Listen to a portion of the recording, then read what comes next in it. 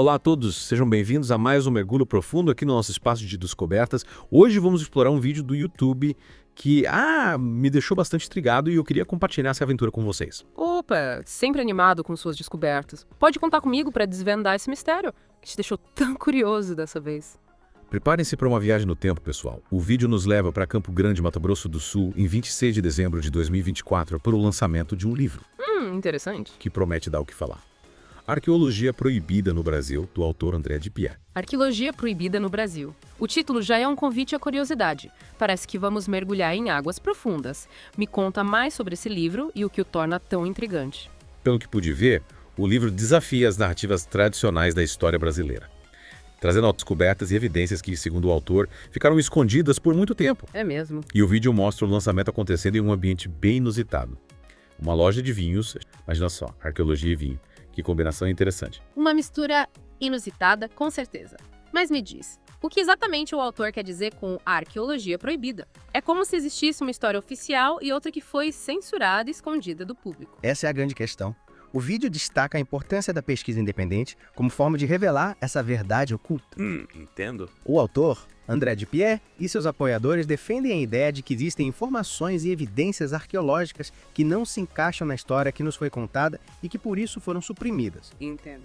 É como se houvesse um quebra-cabeça da história do Brasil com peças faltando. E a arqueologia proibida se propõe a encontrar essas peças e encaixá-las, revelando uma imagem mais completa e, quem sabe, controversa do nosso passado. Exatamente. E um ponto que me chamou a atenção foi a ênfase na união de pesquisadores independentes. No vídeo, um dos participantes, Rafael Hungria, que parece ter um papel importante nesse movimento, fala sobre a importância de buscar pessoas alinhadas com esse objetivo, de criar uma rede forte em prol da verdade. É como se eles estivessem formando uma comunidade para desafiar as narrativas tradicionais e trazer à tona uma nova perspectiva da história do Brasil. No caso da pesquisa independente, essa união se torna ainda mais crucial, já que muitas vezes eles enfrentam resistência por parte da academia e dos meios tradicionais de divulgação científica. E por falar em comunidade, o vídeo menciona uma organização chamada DACLA, que parece estar intimamente ligada a essa pesquisa. Você já tinha ouvido falar deles? DACLA. Esse nome não me é familiar. Você conseguiu captar mais informações sobre essa organização no vídeo?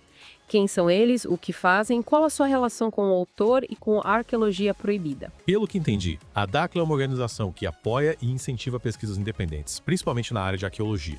Eles parecem funcionar como uma espécie de plataforma para conectar pesquisadores, promover o debate e divulgar os resultados dessas pesquisas que muitas vezes não encontram espaço nos canais acadêmicos tradicionais. Faz sentido. Como fosse um farol para esses pesquisadores que buscam trilhar caminhos alternativos, oferecendo suporte, visibilidade e um espaço para compartilhar suas descobertas e desafiar as narrativas convencionais.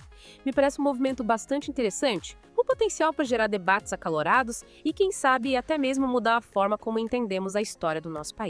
E essa busca por uma nova compreensão da história parece estar no cerne do trabalho de André de Pierre. No vídeo, ele afirma categoricamente que sua pesquisa é baseada em evidências e não em achismos. Inclusive, ele mostra um livro, cheio de fotos, ilustrações e documentos que, segundo ele, comprovam suas descobertas. A questão da comprovação científica é fundamental em qualquer área de pesquisa, principalmente em campos como a arqueologia, onde as interpretações do passado podem ser múltiplas e muitas vezes controversas. Mas me diga, que tipo de evidências o autor apresenta no livro? Quais são essas descobertas que ele afirma serem tão revolucionárias? Infelizmente, o vídeo não entra em detalhes específicos sobre as evidências apresentadas no livro, mas pelo que pude entender, ele aborda temas como a existência de civilizações antigas no Brasil, com um nível de desenvolvimento tecnológico muito mais avançado do que a história tradicional sugere. Uau! Civilizações avançadas no Brasil pré-colonial. Essa é uma afirmação ousada. É preciso analisar com cuidado as evidências apresentadas pelo autor e o impacto que elas podem ter na nossa compreensão da história. E pelo visto, essa é apenas a ponta do iceberg. No vídeo, André de Pierre revela que já está trabalhando em seu próximo livro, que promete ser ainda mais disruptivo, nas palavras dele. O que podemos esperar desse novo livro? Ele dá alguma pista sobre o conteúdo. Cosmologia e a influência de antigos conhecimentos sobre a nossa compreensão do universo. Parece que ele pretende desafiar não apenas a história como a conhecemos, mas também a nossa visão de mundo. Cosmologia. Conecta a arqueologia a saberes ancestrais e a uma visão mais ampla do universo. É como se ele buscasse uma síntese entre diferentes áreas do conhecimento para construir uma nova narrativa sobre a história da humanidade e o nosso lugar no cosmos. E sabe o que mais me intrigou nesse vídeo? O local escolhido para o lançamento do livro: a loja de vinhos 067 Vinhos. Quem diria que um lugar dedicado à degustação de vinhos se tornaria palco para o lançamento de um livro que propõe revolucionar a história? É realmente curioso, mas, pensando bem, faz tudo sentido. Afinal, o vinho é uma bebida milenar com uma longa história enraizada em diversas culturas. E a loja 067 Vinhos, por sua vez, parece ser um espaço que valoriza não apenas a bebida, mas também conhecimento, a cultura e a troca de ideias. E o dono da loja, Alan Fernandes de Oliveira, parece compartilhar essa visão. No vídeo, ele comenta que o trabalho de André de Pierre ajuda a tirar a cortina de fumaça da história, revelando uma nova perspectiva sobre o passado do Brasil. Tirar a cortina de fumaça. Que metáfora interessante. É como se o autor estivesse desvendando segredos, revelando informações que foram ocultadas propositadamente ou não ao longo da história. E essa busca pela verdade, por mais polêmica que possa ser, é fundamental para a construção de um conhecimento mais completo e, consequentemente, de uma sociedade mais crítica e consciente. E para quem ficou curioso para saber mais sobre essa arqueologia proibida e o trabalho de André de Pierre, o vídeo termina com um convite irresistível. Um novo lançamento do livro, na sede da Dacla. Mais um nome que desperta curiosidade. E essa ida do André para a sede da Dacla me parece muito simbólica, sabe? É como se ele estivesse indo para o coração desse movimento, para um lugar onde a pesquisa independente é valorizada e incentivada. Sem dúvida. É como se ele estivesse se conectando com a fonte, com a raiz desse movimento que busca reescrever a história a partir de novas perspectivas e evidências. E o vídeo termina com uma mensagem poderosa, convocando os pesquisadores independentes de todo o Brasil a unirem forças, a divulgarem seus trabalhos e a trazerem suas descobertas à luz. É um chamado à ação, com convite, para quebrarmos os paradigmas e construirmos juntos um novo entendimento do nosso passado. É inspirador ver esse movimento ganhando força. É a prova de que a busca pelo conhecimento não se limita aos muros da academia e que cada vez mais pessoas estão se engajando em pesquisas independentes, movidas pela curiosidade, pela paixão pela história e pelo desejo de desvendar os mistérios que ainda envolvem o nosso passado. É isso aí. E esse vídeo que a gente explorou hoje nos dá um vislumbre desse universo fascinante da arqueologia proibida e nos convida a refletir sobre a importância de buscarmos diferentes perspectivas e de mantermos a mente aberta para novas descobertas. Com certeza. A história é um processo dinâmico, em constante construção e reconstrução. E a arqueologia proibida, com suas pesquisas e questionamentos, nos convida a participar ativamente desse processo, a sermos protagonistas na busca por um conhecimento mais amplo e profundo sobre o nosso passado. E você que nos acompanhou até aqui, o que achou dessa primeira parte do nosso mergulho na arqueologia proibida? Que perguntas ficaram martelando na sua cabeça? Compartilhe suas impressões com a gente. A gente adora saber o que te instiga, o que te faz pensar, o que te move na busca por conhecimento. Fique ligado, porque na próxima parte do nosso mergulho, vamos nos aprofundar ainda mais nesse universo da arqueologia proibida e explorar as possíveis implicações dessas descobertas para nossa compreensão da história do Brasil. Até lá!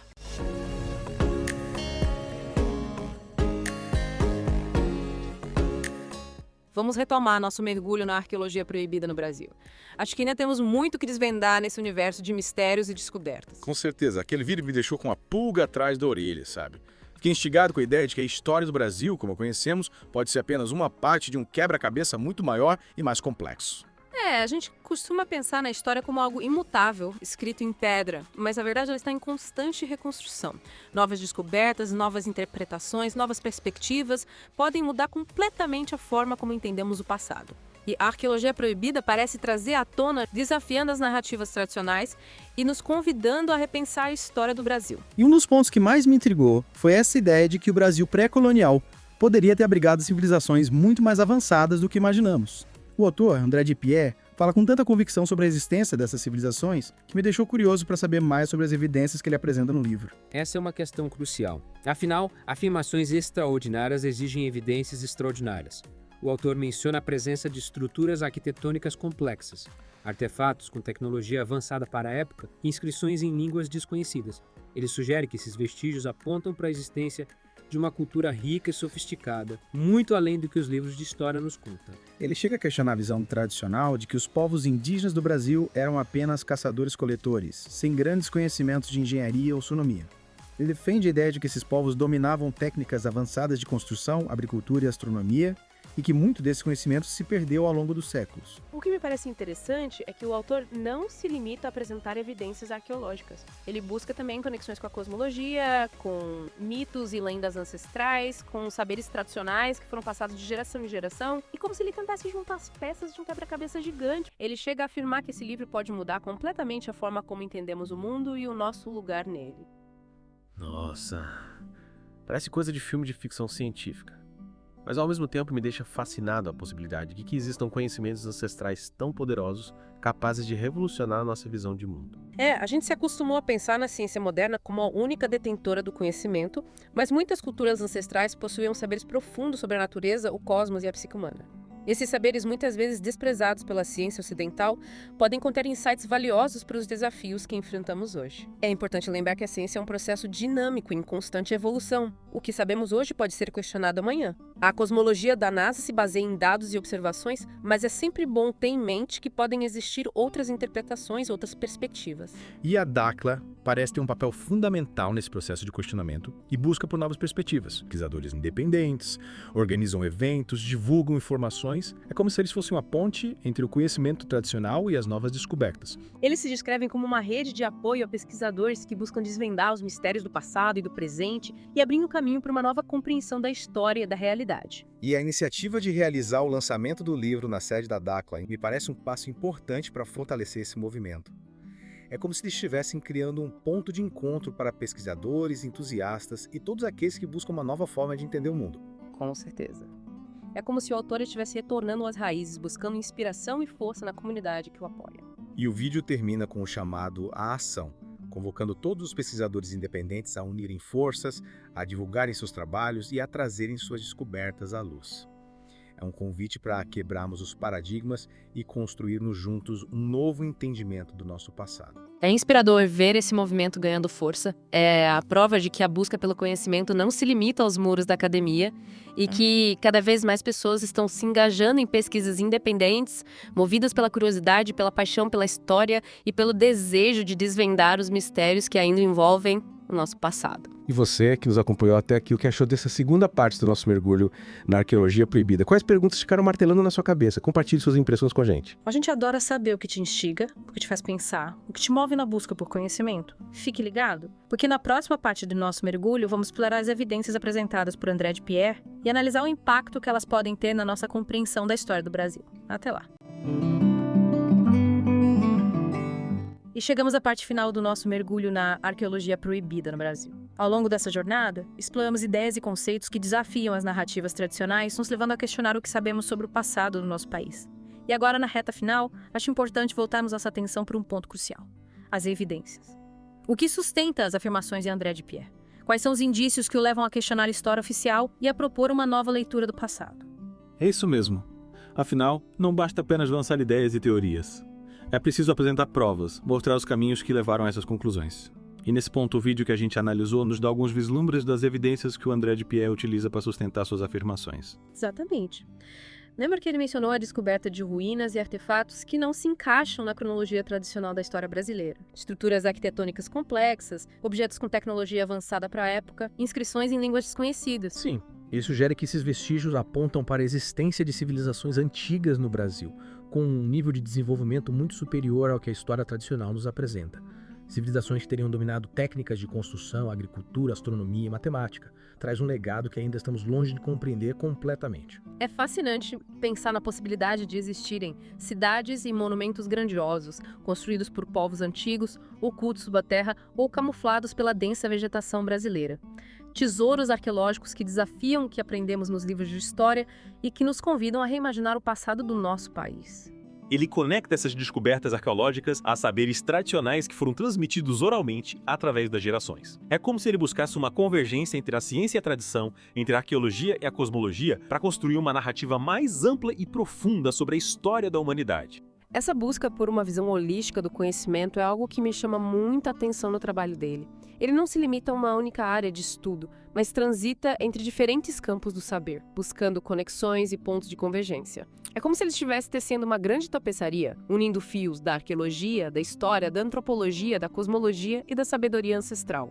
E essa tapeçaria parece estar repleta de fios coloridos e vibrantes, capazes de nos transportar para um passado remoto cheio de mistérios e belezas ainda por desvendar. Um passado que nos convida a questionar o que sabemos, a repensar nossas crenças e a nos abrir para novas possibilidades. É verdade. A arqueologia proibida nos instiga a olhar para o passado com outros olhos, a questionar as verdades estabelecidas e a buscar uma compreensão mais completa e complexa da história da humanidade. E essa busca, por si só, já é uma grande aventura, um mergulho profundo em um oceano de mistérios e descobertas. E você, que nos acompanhou nessa jornada, o que achou? Sentiu a mesma fascinação que nós? Quais perguntas ficaram martelando na sua mente? Compartilhe suas impressões conosco. Adoramos saber o que te instiga, o que te faz pensar, o que te move na busca por conhecimento. Afinal, essa busca não termina aqui. É uma jornada constante que nos leva a explorar novos horizontes, a desvendar novos mistérios e a construir juntos um futuro mais consciente e conectado com as raízes do nosso passado. Até a próxima, exploradores do conhecimento.